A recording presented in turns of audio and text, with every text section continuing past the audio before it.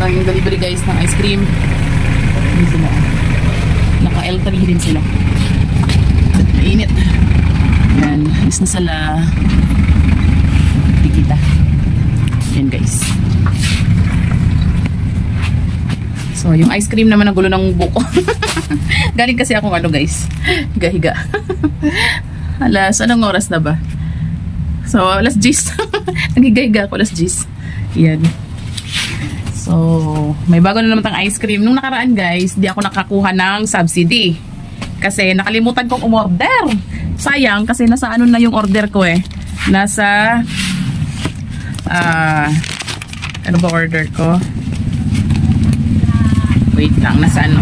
Kuhanin ko lang sa aking, ano, folder. So, nandito sa folder guys.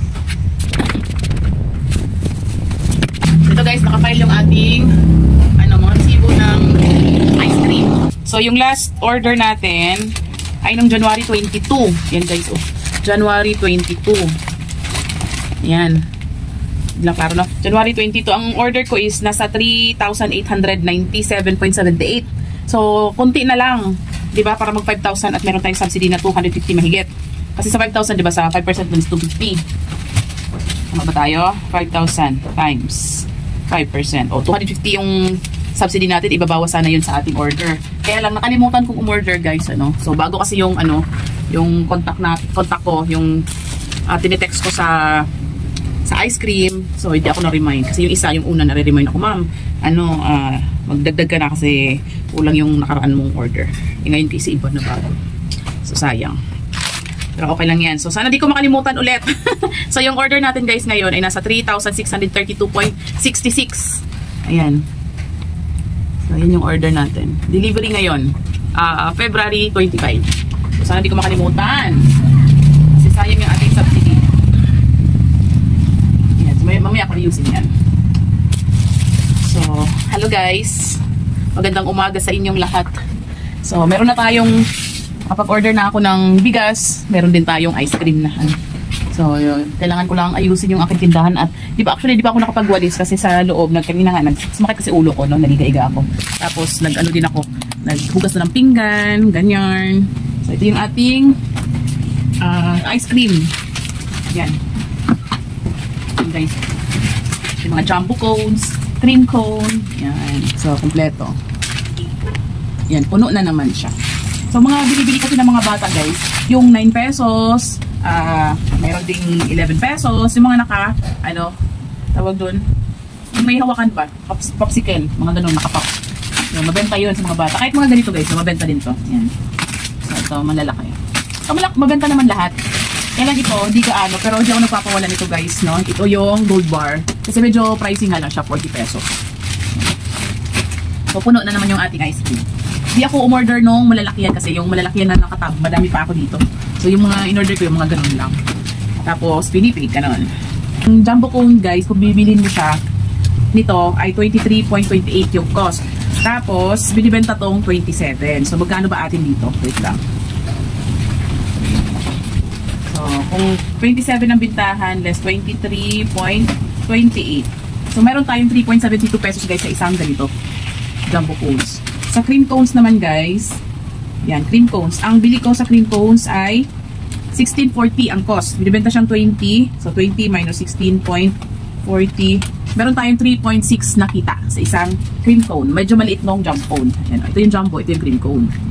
Yan, tapos, ano pa ba? Yung mga nandito na lang sa resibo guys, no? Para ano. Tapos yung cream bar. Yung cream bar yung ganito guys. Mga ganyan, cream bar. Laki din yan. Cream bar, ang isa niyan guys ay 10.31. Binibenta yan 13.31 less 13. So meron tayo, tama ba? 13 minus 10.31. So meron tayong 2 pesos and 69 sa isang piraso nito. Baka matunaw. Sarawan na natin saglit. Yan. Tsaka yung kuryente. Pinipig. Yung pinipig naman guys, ang bintahan ng pinipig ay 16. Ang cost niya ay 14.29. 14.29. Meron lang tayong 1 peso 71 cents. Pero yung alam nyo guys, sa iba, sa ibang tindahan, binabago nila yung yung ganito. Yung tarpaulin nila, kung ano yung mga presyo nila. Tinatakpan nila, tapos binabago nila yung presyo. Pero ako, stick ako sa kung ano yung bintahan. Diba? So, ganun. Yung iba, tinataasan nila. Tapos, yung cream cooler naman guys, ang kuha natin sa cream cooler ay 8.80. Binibenta siyang, ano ba, magkano ba cream cooler? 11. 11 minus 8.80. Meron kang 2 pesos at 2 centavos. Tapos, fruit lolly. Yung fruit lolly ito guys, oh. Dito na lang pala. Ito yung fruit lolly. Ayan. Ito yung cream cooler. Wala dito yung cream cooler. Ito yung guys, oh, cream cooler. Ayan. So, yung fruit lolly ito, bitahan siya 9. So, ang bitahan yan ng fruit lolly is 9. Ang cost niya is 7.40. Oh, wait lang. 9 minus 7.40. Meron lang tayong 1 peso and 60 centavos. Dito sa, hindi nakita. Dito sa fruit lolly. Yan ang fruit lolly. Tapos, sa Popsi Pop naman guys, wala din dito yung Popsi Pop, ano. Meron doon sa tarpaulin. Popsi Pop. Ito to. Tagti 10. Yan yung may ano guys, lollipop. Hindi lang kita, no? Kasi nasa likod. Ang Popsi Pop guys ay bitahan yan ay 10 pesos. Yan. 10 pesos. Ang cost niya ay 7 point, ano ba to? 7.80. 10 minus 7.80. Meron kang 2 pesos and 2 centavos. So maganda guys na may ice cream ang tindahan natin kasi lalo syempre mainit ang panahon, tapos may mga may birthdays, di ba? So sayo bumibili ng ice cream. Kahit nga hindi walang birthday, walang okasyon, di ba? Mabili pa rin yung mga malalakihang ice cream. Parang trip lang kumain ng ice cream. Ano ba yung naso ko? Yan. So yung gold bar guys, ayan o, meron tayong gold bar dito. Ito yung last order ko noong January, no? Yung gold bar niyan, ang cost niyan ay 33.75. Binibenta siyang 40. So magkano sa atin yan? 40 minus 33.75. Meron tayong 6 pesos at 25 centavos. Yan. So Sunday cup. Yung Sunday. Ito yung Sunday cup guys. So, ito. Ito. Sunday cup. Ito yung pinipig. Cream cone, jumbo cone. At saka cream bar. Yan. Ang Sunday cup 15 minus 14.20. So meron tayong 1 peso and 80 centavos. Maliit lang talaga yung ano guys, no? Yung kita. Pero kung madami ka naman binili, di ba? Kumikita ka din. So meron tayong freezer dito ng isa. Meron tayong ice cream ng freezer. Yan, meron din tayong red. Yan, soft drinks. Ito. Ang pinipig. Alam, bilog. Dalawa.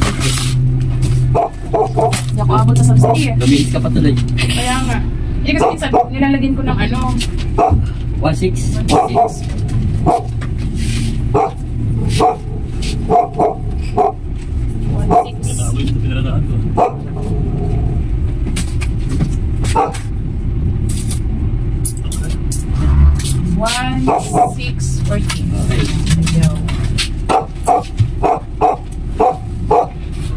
Ito yung dagdag ng ice cream natin guys kasi tanghali sila nag-deliver. Akala ko hindi matutuloy. So, kulang kasi yung ating deliveries guys. Kulang yung aking order for February. Kasi yung order ko for February nasa ano lang 3.6 ata. Tama ba? Oo, nasa 3.6 lang. So, nagdagdag ako guys para maging at least naging 5,000, di ba? More than 5,000. Ayan guys. Yung dagdag niya nasa 1.614. Kasi para makakuha tayo ng subsidy guys. Sayang kasi yung subsidy. Ano na, order ako noong 14 ng February, ay 14.24 pala. Ngayon ay 27. So at least 'di ba? Nag-message ako kahapon, deliver naman siya ngayon. So ito lang naman yun guys. Yung pinipig, yan choco, tapos strawberry na pinipig. So since punong-puno yung ating ano guys, ating ice cream dito. Since puno yung ating ice cream guys, doon natin ilalagay sa freezer na puti yung ating mga ice cream. So bibilisan ko na kasi baka matuuna-una. So tanghali na sila nag-deliver.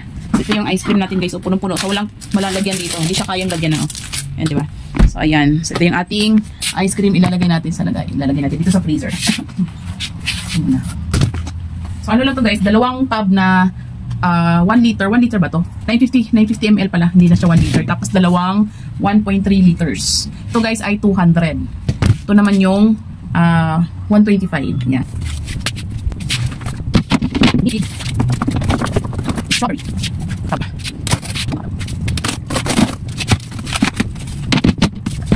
Dalawa yung resibo natin. Feb 27. Kung alam kung klaro, no? Tapos ito naman, Feb 25. So, 2 days lang, no? Pinagpa-deliver ulit ako. So, ayan. Kasi sayang naman, guys, yung ating subsidy. Magkano din yun? Kung sa 5,000, guys, na pag nag-order tayo sa isang buwan, mayroon tayong 5%. Kasi pag hindi ka umabot ng 5,000, guys, wala kang subsidy. Isayang naman, nasa ano na yung order ko. Nasa 3,600 na. So, konti na lang para madagdag. So, time check, guys, nasa 2:23 po ng tanghali, ng hapon. Ayan. So, ito yung aking, ano, guys, file. ng aking ice cream line. Yung mga resibo, dito ko lalagay. Yan, pati yung aking subsidy para nakikita ko guys kung nagbigay na ba sila ng subsidy o wala pa. Yan. So nabasa ako sa ice cream. So ayan guys, ito yung ating tindahan ngayon guys, no. Hindi ako nakapag-grocery pero by Sabado siguro or Linggo mag-grocery kami. So yung bigas ko guys dito walang laman. So yung dalawang yan lalagyan ko din. Yan, ating bigas. So ayan guys. Yung titindahan. So yun naman guys ang aking sinishare. Maraming salamat sa panonood. Paalam, bye bye.